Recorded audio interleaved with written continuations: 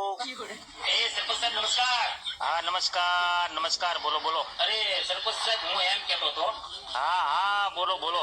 તમારા 5 વર્ષ પૂરા થવા આવ્યા છે તો ગામના લોકો એમ કહે છે કે સરપંચે કઈ કામ નથી કર્યું. કોણ કહે છે મેં કઈ કામ નથી કર્યું? ગામમાં કોઈના ઘરે ગાડી નહોતી જતી, મેં સ્કોર્પિયો લીધી, જેથી હું બધાના ઘરે ઘરે જઈ અને વાતચીત કરી શકું. અને જે લોકોના ઘરે જઈ શકાય એવું નથી, રસ્તો સાંકડો છે, એ લોકોને મેં એવું કીધું તમારે મારા ઘરે આવી જવાનું. એના માટે મેં આલિશાન બંગલો બનાવ્યો, એટલે કોઈ પણ માણસ આરામથી રોકાઈ શકે.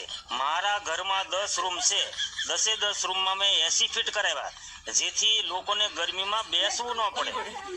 અને ડબલ ડોરનું મોટું ફ્રીજ લીધું, એટલે લોકો ઠંડુ પાણી પી શકે. અને સોફા પણ બનાવરાવ્યા, જેથી લોકો આરામથી બેસીને એમની સમસ્યા મને જણાવી શકે. આટલું બધું કરવા છતાં લોકો એમ કહે છે કે સરપંચ કાંઈ કરતા નથી.